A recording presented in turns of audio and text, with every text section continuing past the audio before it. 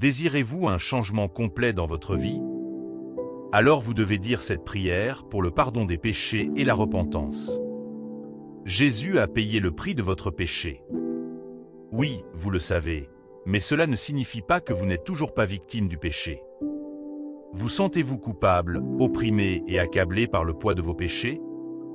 Vous sentez-vous mal pour ce que vous avez fait et vous vous en êtes beaucoup voulu? Il est temps de laisser tomber ce fardeau sur la croix et de commencer une nouvelle vie. Dieu est miséricordieux. Pas seulement miséricordieux, il est plein d'amour et de compassion.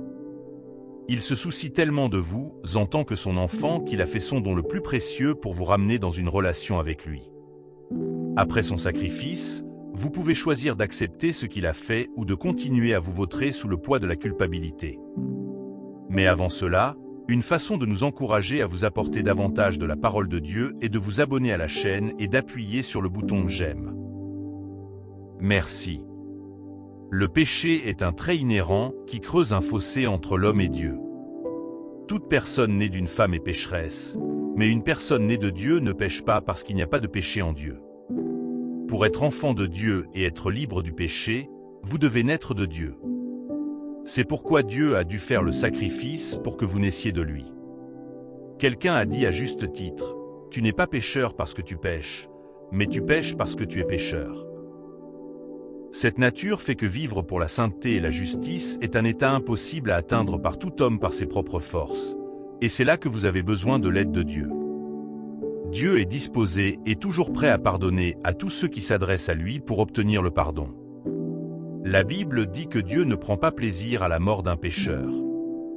Il ne veut pas que quiconque périsse, mais que tous arrivent à la repentance.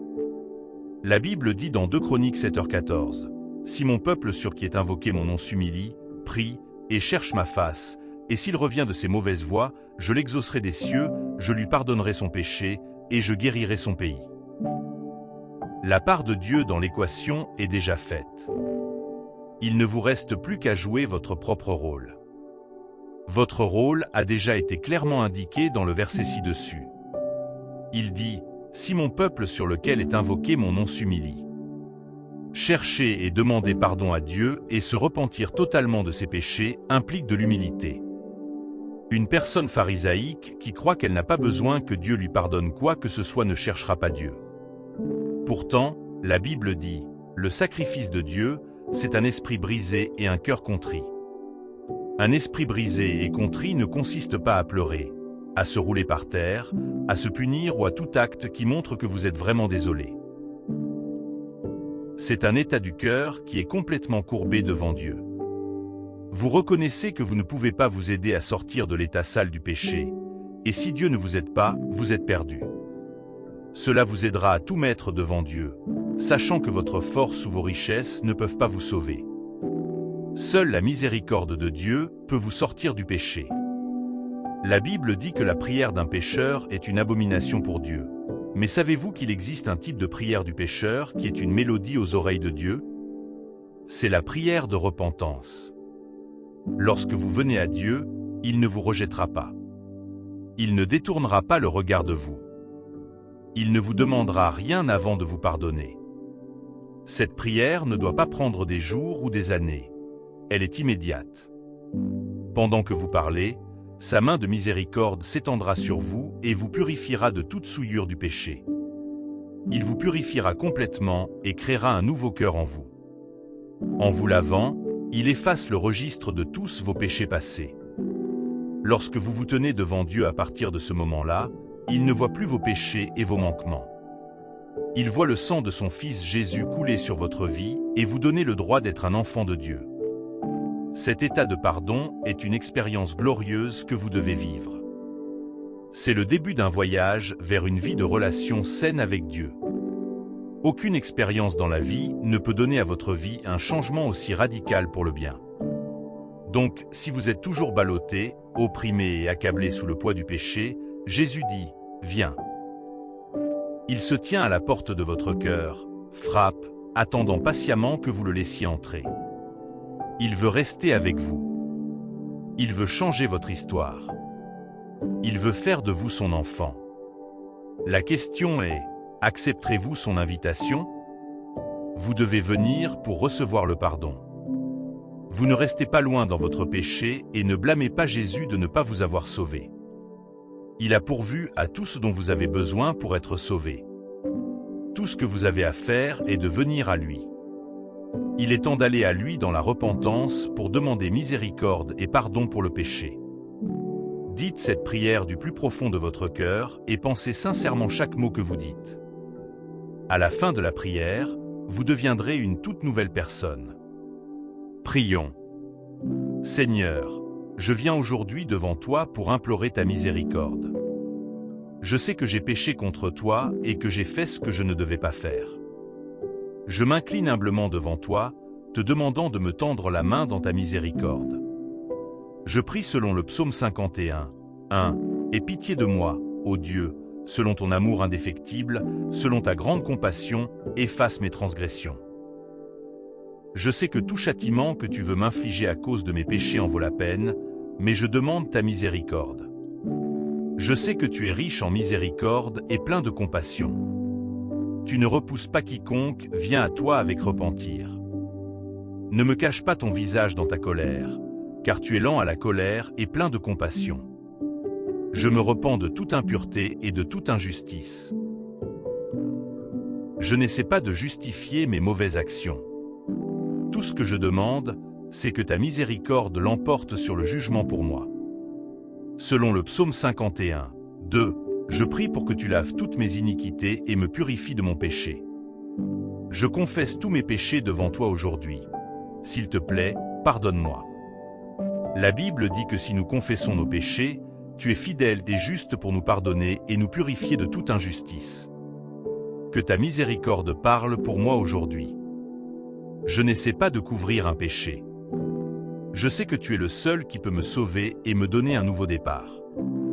Ma vie a vraiment besoin d'un nouveau départ, mais pour y arriver, je dois laisser tomber ce sillage du passé. La Bible dit que celui qui couvre son péché ne prospérera pas, mais celui qui le confesse et l'abandonne aura pitié. J'expose tous mes péchés devant toi, ceux que j'ai commis intentionnellement ou par erreur. Je prie pour que tu me pardonnes. Je prie pour que tu guérisses mon esprit, mon âme et mon corps de chaque fléau que le péché a apporté à ma vie. Que la puissance de ton sang me rende vraiment entier. Tu connais mon cœur et tout ce qu'il contient. La Bible dit que tu es celui qui sonde les reins du cœur. Sonde-moi, ô Seigneur, et connais mon cœur aujourd'hui. Vois s'il y a en moi une mauvaise voie et ôte mes transgressions. Tu me connais plus que je ne me connais moi-même. Et c'est pourquoi je demande que ta lumière pénétrante atteigne les parties les plus profondes de mon cœur et enlève de moi tout péché ou désir de péché. Donne-moi un cœur qui aspire uniquement à la justice, un cœur pur et libre de la culpabilité, de l'esclavage et du fardeau du péché. Je me repens des nombreuses fois où j'ai agi de manière mauvaise malgré tes avertissements. Je suis désolé d'avoir attristé le Saint-Esprit par mon style de vie. Maintenant, je prie pour que tu restaures la joie du salut et que tu me ramènes à la communion avec le Saint-Esprit. Je prie pour que tu enlèves toute souillure de ma vie causée par le péché. Fais de moi un vase pur devant toi afin que je puisse vivre ma vie pour toi et te servir dans la sainteté et la vérité. La Bible dit que tout arbre que le Père Céleste n'a pas planté sera déraciné. Je prie pour que tu déracines tout ce que tu n'as pas planté en moi. Tu n'es pas l'auteur du péché. Par conséquent, je prie pour que tu enlèves tout péché qui trouve son expression en moi ou qui a trouvé une cachette en moi que tu n'as pas plantée. Tu as dit dans 2 Chroniques 7h14, « Si mon peuple sur qui est invoqué mon nom s'humilie, prie et cherche ma face, s'il revient de ses mauvaises voies, je l'exaucerai des cieux, je lui pardonnerai son péché et je guérirai son pays. » Je ne suis pas fier de tout ce que j'ai fait. Je m'humilie devant toi, cherchant le pardon de mon imprudence. Pardonne-moi ma désobéissance, mon amertume et tout autre trait qui ne te représente pas. J'ai souvent permis à la colère de prendre le dessus sur moi, ce qui a donné à l'ennemi le pouvoir de diriger ma vie. Je prie pour que tu me pardonnes pour toutes ces fois et que tu me délivres du contrôle de ce mauvais esprit. Je me soumets à la direction du Saint-Esprit. Mes pensées, mes paroles et mes actions seront comme celles du Christ. Je vivrai ma vie en te représentant partout où je me trouverai. Brise le pouvoir de la dépendance et du péché qui m'assaille dans ma vie. La Bible dit dans Jean 8h36, « Si donc le Fils vous affranchit, vous serez réellement libre. » Je suis réellement libre. Tu as dit dans tes paroles que le péché n'aurait pas de domination sur moi. Je prie pour que ta parole se manifeste vraiment dans ma vie et que je vive une vie complètement libre de la manipulation, du contrôle ou de l'influence de tout esprit autre que toi.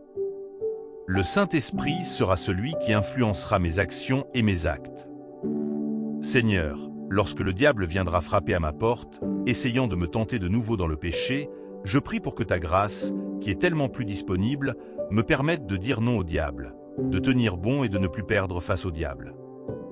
La Bible dit, « Car la grâce de Dieu, source de salut pour tous les hommes, a été manifestée. » Elle nous enseigne à renoncer à l'impiété et aux convoitises mondaines, et à vivre dans le siècle présent dans la sagesse, la justice et la piété.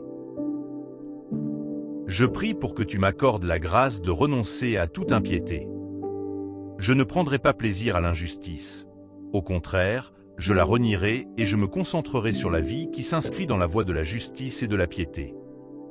Aide-moi à toujours mettre la croix devant moi. Je veux me souvenir de tout ce que tu as traversé pour assurer mon salut. Aide-moi à rester reconnaissant pour ton sacrifice, et avec cette conscience, je puiserai dans la grâce qui m'est accessible grâce à ton sacrifice. Je sais qu'une fois que tu me pardonnes, tu ne gardes pas trace de mes péchés, et je crois que tu m'as déjà pardonné. Aide-moi à ne pas retourner dans le sentiment de culpabilité, de deuil et de réprimande pour mes péchés. Au contraire, je continuerai à me réjouir chaque fois que je me souviendrai de ce que tu as fait pour moi. Cette joie du salut en moi restera pour toujours.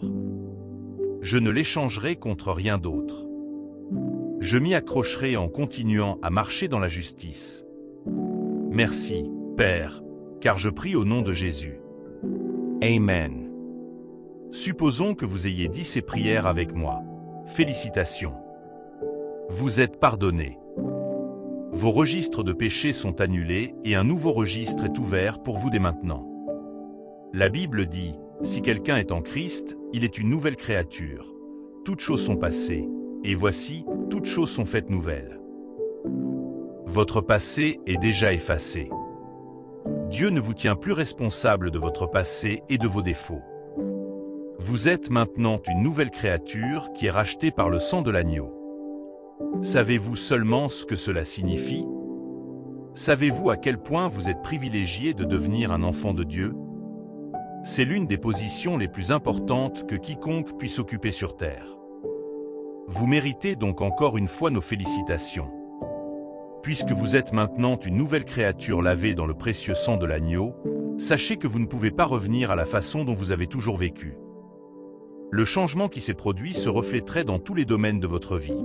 Dans vos paroles, votre comportement, vos relations, votre façon de faire les choses et dans tous les domaines de votre vie. Car lorsque Jésus entre dans le cœur d'une personne, il prend le contrôle de sa vie. Puisque le cœur est le centre de la vie d'une personne, celui qui règne sur le cœur contrôle tout ce qui concerne la vie. Jésus est maintenant aux commandes.